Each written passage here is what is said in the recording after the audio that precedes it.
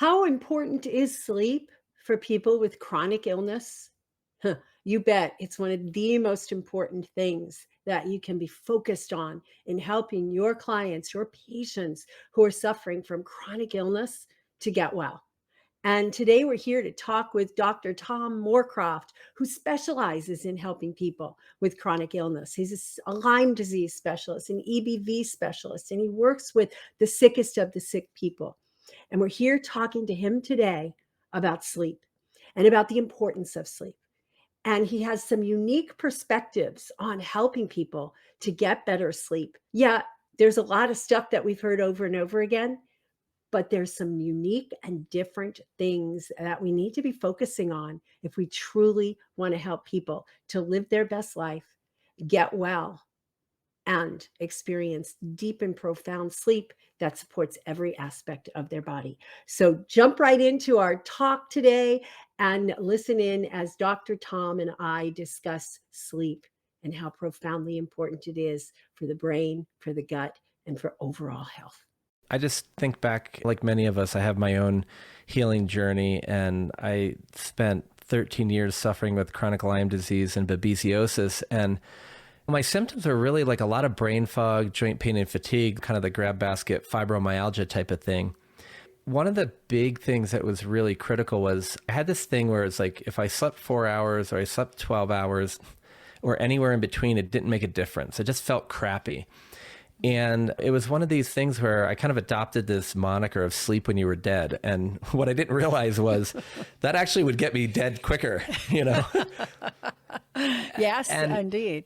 right. And so as I started to go through my healing journey, one of the things that made the biggest difference was calming down my nervous system and actually getting good sleep. And I'm very thankful to my beautiful and lovely wife, Jill, because right as I was starting to go on this healing journey, we got married. And so there was a good excuse to stay in bed longer um, and learn about sleep.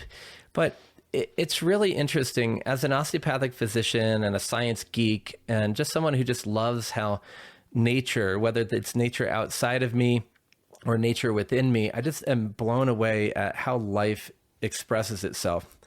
And I love anatomy and physiology. And so when I started to look into healing, I came across all these people who wanted to use the next medication or device or even a supplement to detoxify their brain. And I said, well, wait a second, isn't the brain supposed to do that on its own? And what I realized was there's actually this system of brain detoxification called the glymphatic system, which is kind of a nod to the lymphatic system in the rest of the body, as well as the glial cells that are so critical as part of the brain cells in this process. And somewhere between 70 to 90% of all of our brain detoxification is occurring in sleep. And deeper than that, it's actually probably deep sleep where most of it occurs. So the brain has this time, you know, like when I was in medical school, we didn't really understand why we slept. And so we started in the 2010s onward to discover this system with newer technologies that allowed us to do that. How we discovered the system of brain cleaning, we realized that not two main things happen when we're sleeping. One is detoxification, and the other one is really something we've known a little longer, which is kind of consolidation of memory. And so it just became a cornerstone of the work I do is to look at ways to optimize sleep and optimize the system of drainage of the brain. All right. So we all want to hear, what are some of those ways that you've determined to optimize sleep? Because I see it all the time. I'm sure our listeners see it all the time. You have people and they're like, oh, and I'm going gluten-free and I'm off of sugar and I just wish I could sleep, right? Or I'm doing all these great things, but my blood sugar is still completely out of control. And then when you ask them about sleep, they go, oh yeah, 4 to 6 hours a night, I can't stay asleep. So it's a problem that we all need to address and people clearly want to address. So I'd love to chat about some of the ways that you have discovered and that you've used successfully in your chronically ill patients.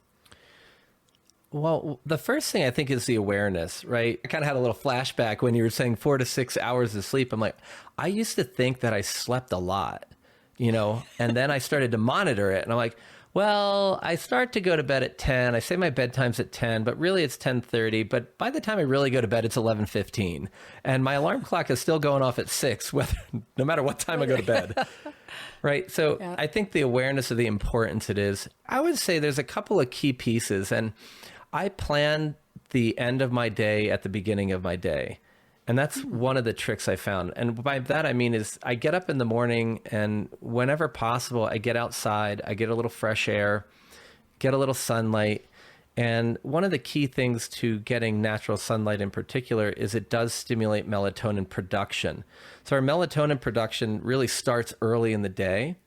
The release is what happens when it's dark at night. So I'm just like, well, why don't I start at the beginning and get some sunlight, get some fresh air, maybe a little vitamin D would be nice, and move my body early in the day.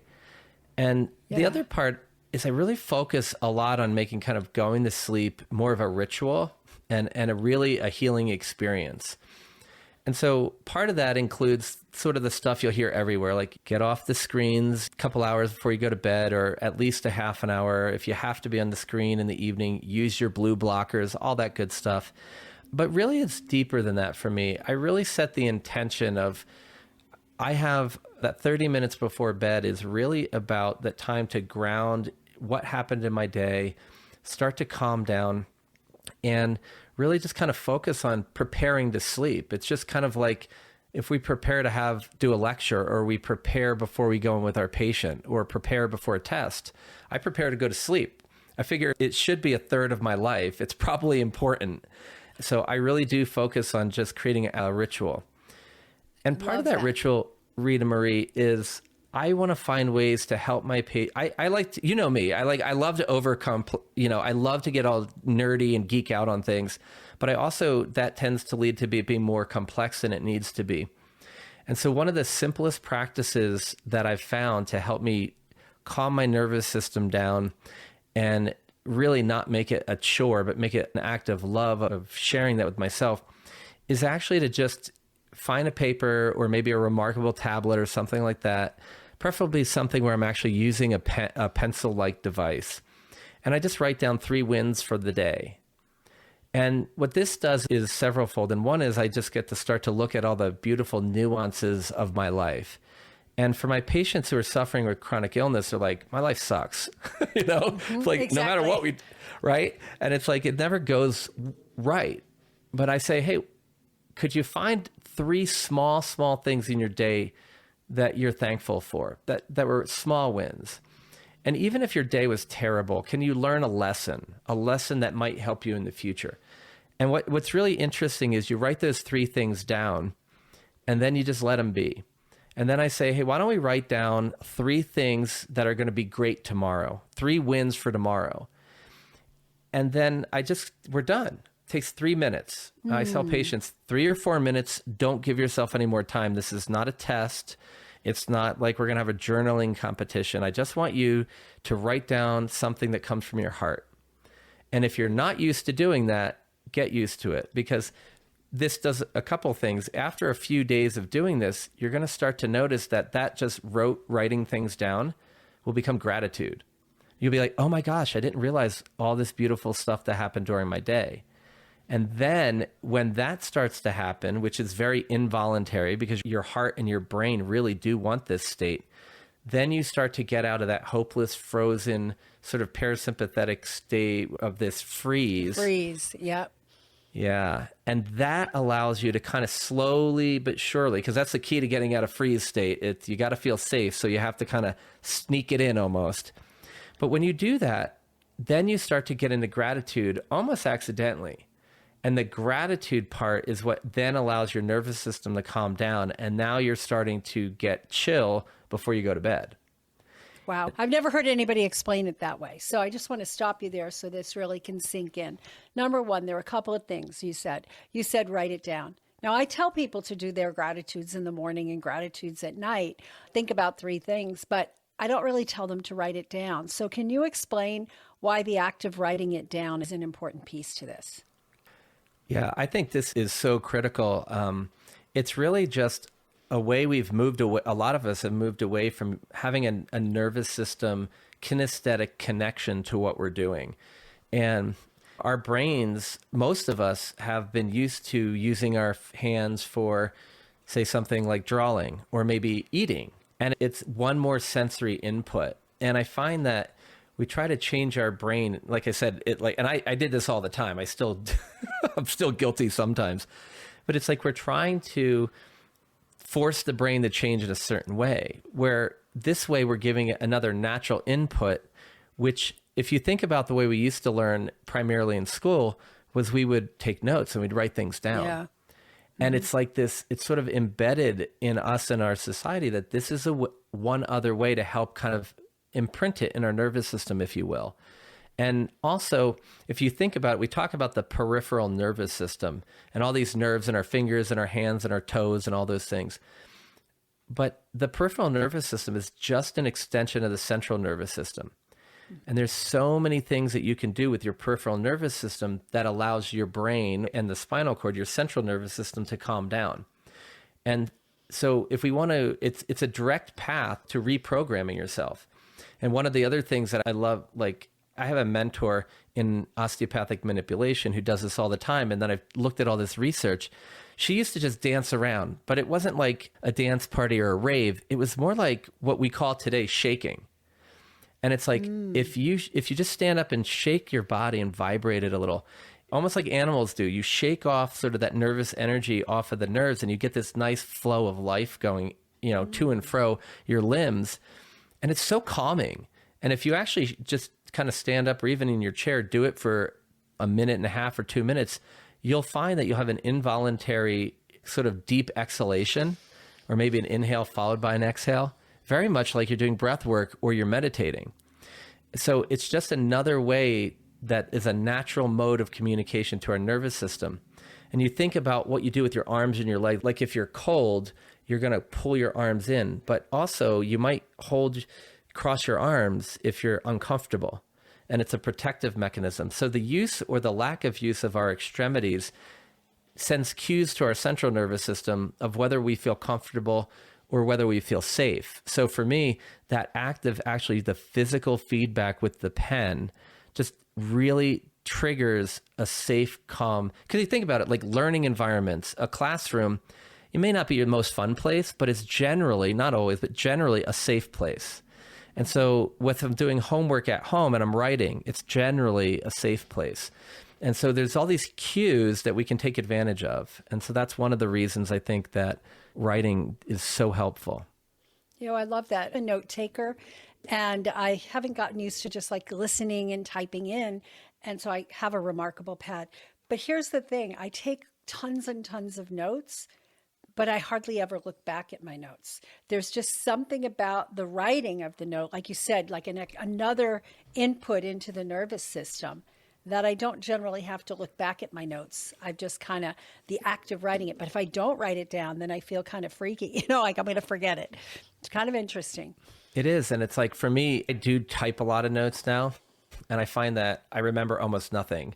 And if I write them down, I have my little digital Remarkable, because it's kind of not just a flat screen. It almost feels more like paper.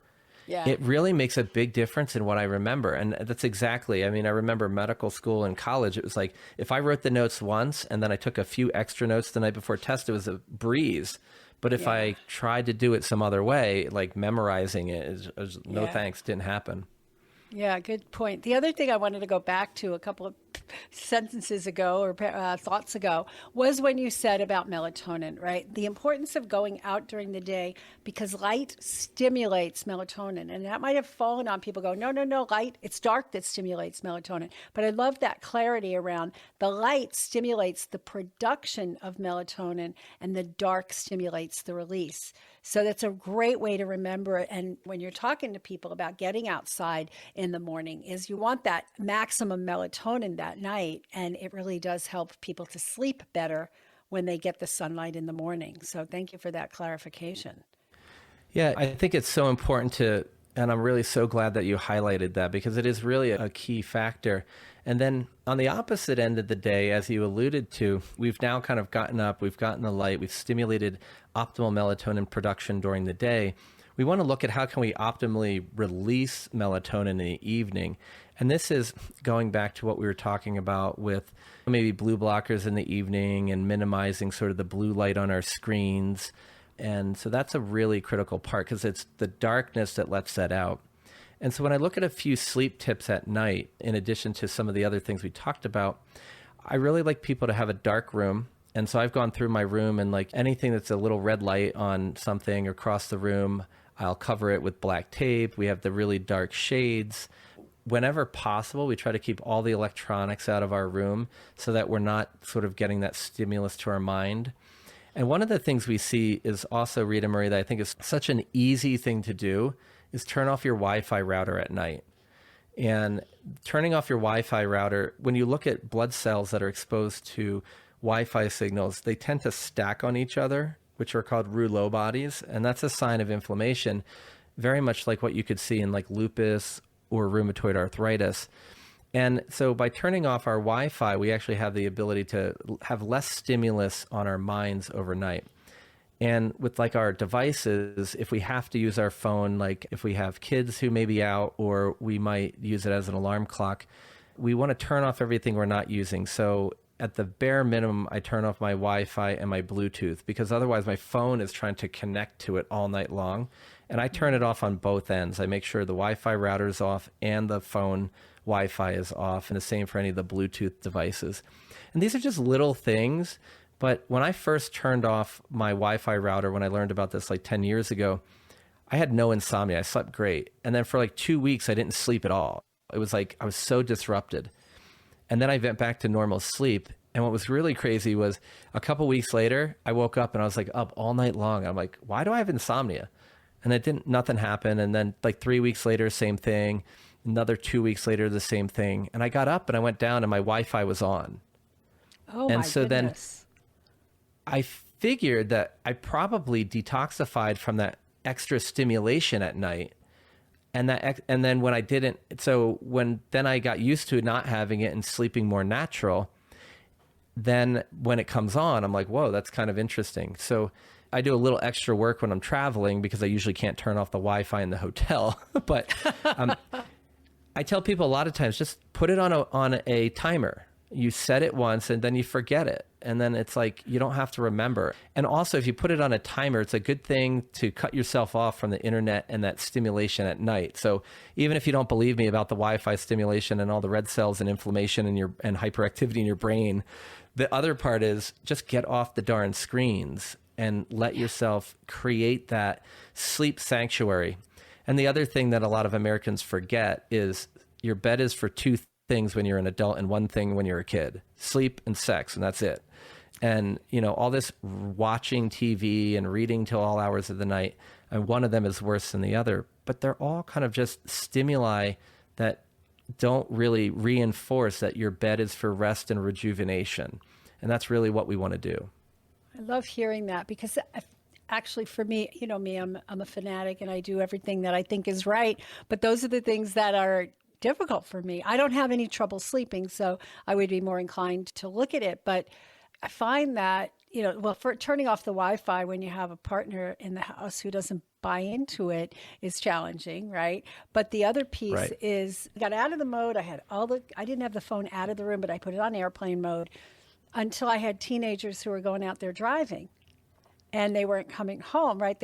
And I wanted to make sure that if there was an emergency, that I could get the signal. So I started turning it back on. Yeah, I have it 3 feet away from my head, but that's probably not far enough because it's Wi-Fi, right? It travels invisibly. So yeah, these are really good points. So let me ask you this. So many people have Oura rings now, right? That's a big thing. Fitbits were a thing of the past. Now most people have Oura rings and you go, oh, I'm having this much deep sleep or that much deep sleep. And I personally get a lot of deep sleep, even on nights that I do badly and I only sleep for 4, 5, 6 hours. I still have a huge, huge amount of deep sleep, usually at least 2.5, sometimes longer hours.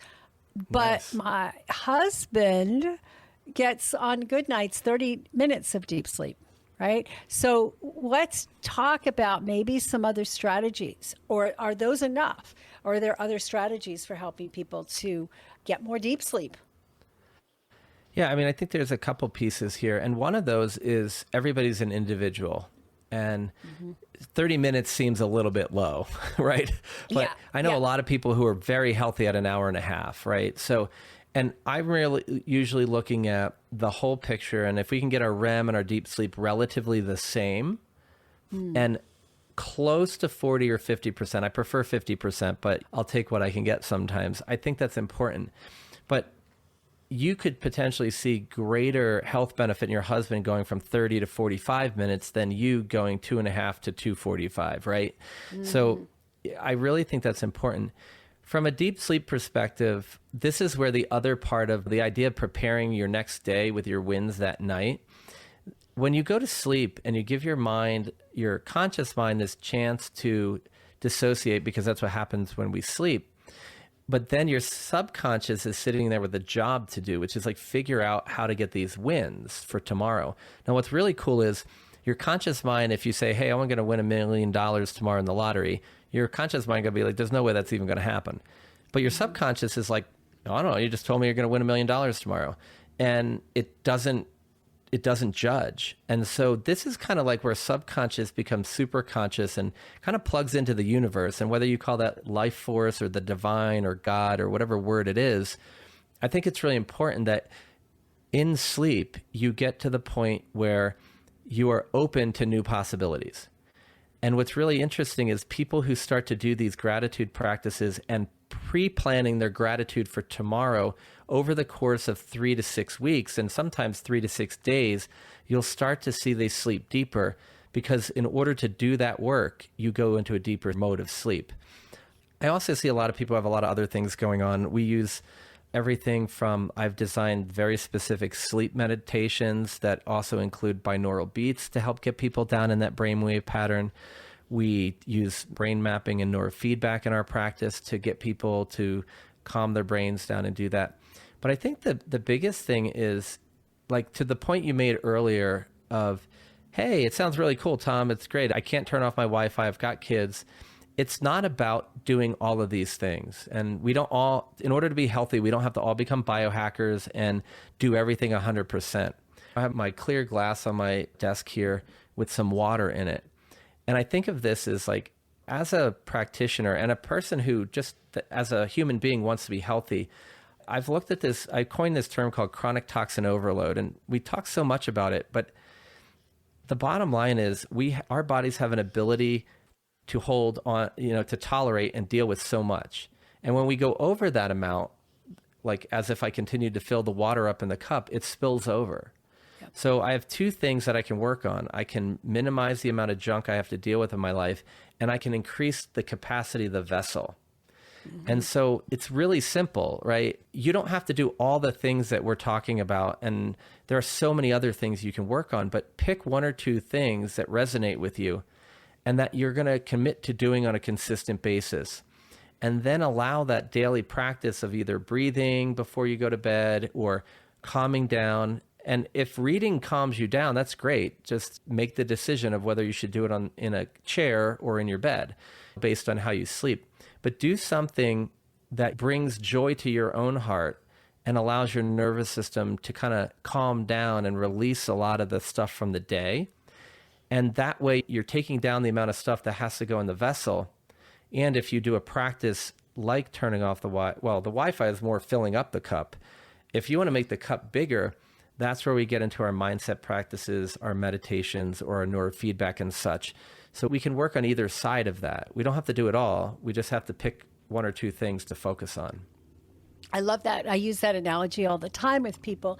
And you want to always have a little bit of a capacity between the top of the water level and the top of the vessel, right? So you have that room right? for getting hit by a truck or, you know what I mean? Like things like that. And so many people live their lives like right at the edge. And then they think because they stubbed their toe and then they developed a chronic disease that it was the stubbing of the toe, but it was the stubbing of the toe on top of everything else that filled up the vessel. Right. It's interesting. You made me think of when we talk about that brain detoxification system. If any of the practitioners listening do a lot of research on this, you'll hear a term called the aquaporin 4 channels. And they'll say they're on the end feet of the astrocyte and they need to be polarized. And I'm like, wow, that's like, what the heck does that mean? Right? So, but there's these little astrocytes, like these structural cells in the brain, and they literally have what look like end feet. So the flow of cerebrospinal fluid is basically, we've seen that it comes in along these penetrating arteries, and then it comes down and deep into the brain. And then then it meets up with these aquaporin 4 channels, and then the cerebrospinal fluid will start to diffuse into the brain substance, mix with the interstitial fluid, and then on the other side of this astrocyte has another polarized end foot. And then we see all of this sort of the dirty water, if you will, going out along the venules. And ultimately, this is going to drain out around cranial nerves, around the internal carotid. 20 to 30% of it is actually through the nasal lymphatics. So we can riff on that in a minute if we want. But what's really critical about this, to your point of like, how much do you do or how little do you do? Those end feet on either side along the arteries and the veins, they have a lot of these, essentially in the schematics, looks like an equal sign. And that's proper. That allows proper water flow. If we had a mild traumatic brain injury, if we had an infection, if we had a traumatic event, we see disruption of this, and they say there's depolarization of the end feet. What basically that means, these little equal signs that are the water channels get scattered all over. So one of the holy grails here is, lots of people get injuries and insults. How do we fix that? And then one of the ways we found that, at least in experimental animals, you can fix this is what they call alternate day fasting. And I was like, oh, cool. I love intermittent fasting and autophagy and all this stuff. And now we're going down, let's get really hardcore. We're going to do 16 hours a day where we fast, and we're going to do it almost every day of our lives. And we're going to be super healthy. And what was really cool was they found that alternate day fasting was defined a little differently. And it was defined as fasting for 12 hours every other day.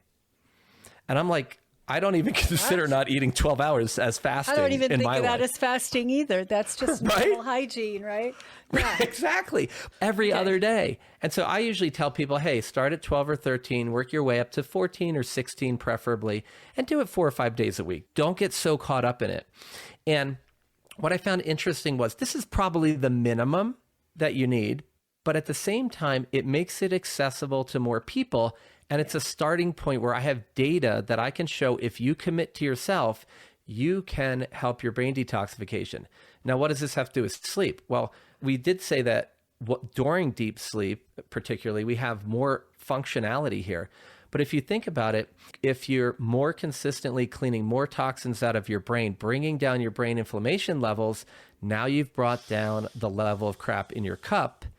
And now you actually have the ability for these other simpler tools to continue to work.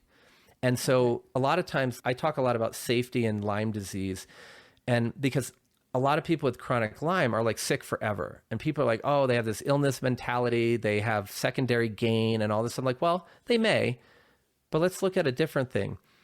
If you're sick, well, all this is safety, right? You have to feel safe. But the problem is, safety is more of a concept of the cognitive prefrontal areas of the brain. But when you look at polyvagal theory and Dr. Porges's work, he's really looking at the reptilian brain and safety. So I started to look at it, and I said, the term that makes the most sense to me, Rita Marie, is familiarity.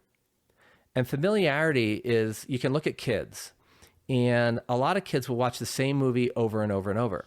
Or they'll listen to the same 3 songs, or one song for that matter, over and over. And the adults are like pulling their hair out, right?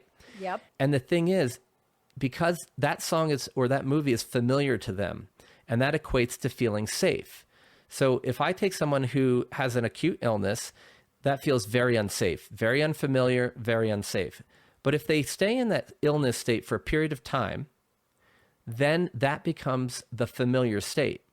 So cognitively, if I ask that patient, are you safe? They're like, no way, man. I'm dying. But evolutionarily, the reptilian protective mechanism built into your body is saying, that's familiar, which means it's safe. So when I ask you to now change that state, that is unfamiliar, and that deep protective mechanism in your body goes, whoa, I'm not safe right now. And so that's heavy. where we have to make these really small changes over time in order to make that big shift. Yep. And be consistent with them, right? Not just try this and another week try that and just keep flitting around, but finding a healthy environment that's Right. safe rather than this unhealthy environment that's safe. Yeah. And so the other image I have in my mind, though, is the areas of your brain that are responsible for you recognizing that you are safe, that facial expression, intonation, and voice understanding, and even understanding gesture are the same area. So the areas of the brain that are responsible for that are negatively impacted by many infections, including Lyme disease. And what I thought was really interesting, I talked to a friend of mine who does almost his whole practice is pretty much brain mapping and working with how people's brain connectivity is. He said that the people with Lyme, mold illness, and even with high blood pressure and high glucose have very similar brain patterns. I said, well, that's really interesting. So Lyme can set you up with a problem that prevents you from understanding that you actually are safe enough to heal, but so can all these other things. So I need to treat whatever medical condition you have, but maybe I can access it from the other side and do my mindset training, my meditative practices, maybe even my Wi-Fi, and find a back door into this. So now we can kind of expand the size of the cup and decrease the amount of fluid all at the same time, but we're doing a little from each side and we sneak up on it. And now we can start to really see like just natural healing unfolding. Wow. Yeah, that's intense. And that's the way you want to do it, right? Because too big a change at one time puts people into that I'm not safe anymore, right? That unfamiliarity. And then their whole nervous system goes into an uproar. So that's a great point. And you mentioned a bit about, you're mentioning about the lymphatics and the detoxification of the brain, which is super critical. A couple of things I just want to close with are, you mentioned about nasal infections and also hydration when we were talking before. And so many people are chronically dehydrated. So I want to just really emphasize from your perspective how that affects sleep and how that affects overall healing when somebody is dehydrated. Yeah, I think this is a huge one, Rita Marie. It's like, how can you recover if most of your body is water, including your bones, and most of the ability of your body to clean up yourself relies on this flow of water in the lymphatic system in the body and the glymphatic flow in the brain? It's critical. And so for me, foundational stuff, I certainly have people use different electrolytes depending upon who they are. And some of the simple stuff is, well, part of it is just start drinking more water. And if you need to, like back in the day, I was addicted to sodas because we didn't know it was not healthy. And then when I started to heal and I started to do a lot of yoga and meditation, and over time allow that to slowly let my body heal, because in the beginning I could barely tolerate anything. But as I sank into it lower, my body started rejecting things like sugars in soda and all this, but I was used to it. And so I actually like flavored waters. And so I either will add some like lemon to my water, or I do like some of those sparkling waters, but I went in steps, and we were doing, it was flavored sparkling waters, like with the natural essence had just come out. So I just I drank so much of that to get myself off the soda. But what I realized is it wasn't just I got off the sugar, I was literally hydrating better. And it is key. So a little bit of electrolytes working to help you absorb things. I try to make normal saline, and I use like matrix electrolytes and a few other things, but I tell people to make it pleasantly salty, whatever that means to you. Because I find when I'm more active, I want more salt. When I'm not as active, I want less. And it's just like, play with it and get used to just listening to your body and absorbing it. And it is critical though. I mean, CSF and the interstitial fluids in your brain are just shy of 100% all water. There's just a few solutes in it. Yep. So I think it's a really critical piece. And then all these points you bring up, I keep thinking back to the gut too, because we're talking about the nervous system. And I think we really need to understand that the gut wall and just absorption in general really requires proper hydration and proper fueling to do this. And when we look at the gut and the brain, we have to include the heart, and that gut brain heart axis. Really, hydration is a critical piece. Again, going back to what I said earlier, there's so many cool supplements out there that are great drainers. But if you don't have the fluid to drain the stuff, it's just going to move like 4 microns. Exactly. Exactly. It is so critical, right? And people, I'll be working with people and we talk about hydration, and we're a month or two in and they're like, no, I'm still having this, or this is still happening. Or we go back to basics. How much water are you doing? Well, I'm doing better than I was. I think I'm up to 3 cups a day. And I'm like, Wow. how can you clean out your body on 3 cups of water a day? You don't weigh 50 pounds. So it's just really, I think, a critical piece. And I'm glad that we bring that up when it comes to sleep, because there's so many people who just aren't sleeping and they're not hydrated. And this is creating havoc in their healing. And I think that part of it is our bodies have this amazing self-regulatory, self-healing mechanism. And our job as healers and our job as just the human being living in this amazing body and on this crazy, awesome planet is to provide the basic necessities to this body to optimally function. And in my healing journey, the thing that I noticed that was most critical was I was 70 to 75% better after 6.5 years of making no progress with modern medicine, just by doing things on my own. Then I met the doctors that helped me get that other 25%. So I'm not saying we don't need all the fancy stuff, but man, when you ignite self-healing and you give the body the food, the water, the sleep, and the love and gratitude that it deserves, it's such an amazing mechanism. And just like with the safety we talked about, this blows my mind. The reason that it's hard to heal sometimes and you might accidentally self-sabotage is because your body is trying to protect you and keep you safe. Your body is 100% of the time on your side. And this is the thing I want all my patients and every doctor that I train and talk to and anybody I talk, your body is always working for you. It may not look like that, but when you go to back, your body's working for you. And man, give it all the love and the water that it needs, you know? Right, exactly. Thank you, thank you, thank you. We could go on for hours, but we're at the end of our time. Can you talk about the nasal infections and how that affects sleep in 2 minutes or less?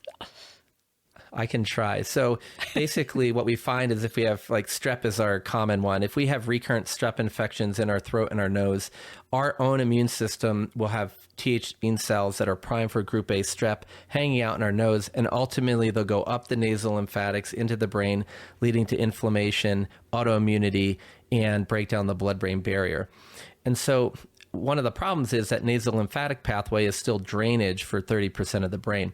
And what I started to see is not only does this happen in kids with strep, but I have people with mycotoxin illness, people with chronic sinusitis, and they have evidence of brain inflammation and very commonly autoimmune encephalitis. So we need to have our nose open, one, so that we're cleaning it out and we don't harbor these infections in our nose, which lead to autoimmunity.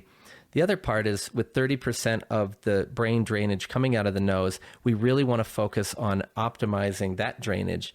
And we can do that with simple breathing techniques like Buteyko breathing will help you create more nitric oxide in your sinuses, which will open up your nose and also help with your Raynaud's if you happen to have that, and circulation throughout your body. So I just think it's really important.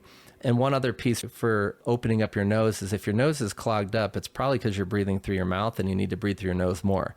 So incorporate a little Buteyko breathing, close your mouth whenever possible. And one of the others, it's funny how it comes all the way around, Rita Marie, in the extra 10 seconds I'm going to steal, is a lot of people are mouth breathers. Mouth breathing messes with your sleep and it messes with your nose, and it will lead to your nose being closed. So one of the tricks you can use is during the day, you do those breathing techniques that open your nose with the nitric oxide, maybe add a few more beats for some liver detox and nitric oxide. But put a little piece of paper tape in a Charlie Chapman, move it from below, just move it over your lips and let that paper tape help you remember to keep your mouth closed. Usually the first 2 or 3 nights, people are like, oh my God, I can't even handle this. And 10 minutes later, it's off.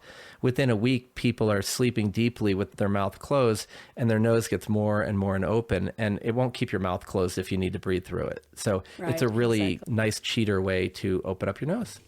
Does it work with facial hair?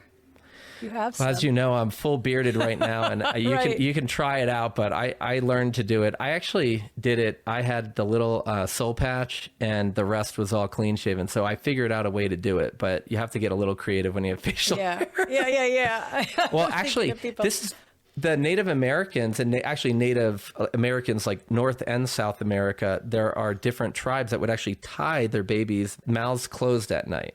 There's actually like all these images of it. And it wasn't like, Yeah. And I'm not suggesting you do that, but there are ways to help remind yourself that aren't just paper tape. Yeah. Yeah. Well, thank you so much. This has been amazing. We've covered all kinds of ground, and I hope this is helpful to everybody out there when you're working with people. Last question is, how do people reach you if they want to study more, learn more from you? Yeah, our clinical practice is online at originsofhealth.com. And anybody interested in learning more about the Lyme Practitioner Certification Program, it's just lymepractitionercertification.com. Perfect. Thank you. And we'll have all that information on the show notes page, along with a link to our optimizing sleep guide at reinventhealthcare.com/sleep. So much information. We could study sleep forever, and we should be really focusing on this with people because it's a critical piece that's keeping people from getting well. So the more you master all these techniques of how to empower your clients, your patients, to get their optimal sleep, to eat the right ways, to get hydration and all this, the better results you're going to get, and your practice is going to grow and thrive from that. And that's what we're all here for, right? Is to help more people. So download the sleep guide, reinventhealthcare.com/sleep. And until next time, shine on.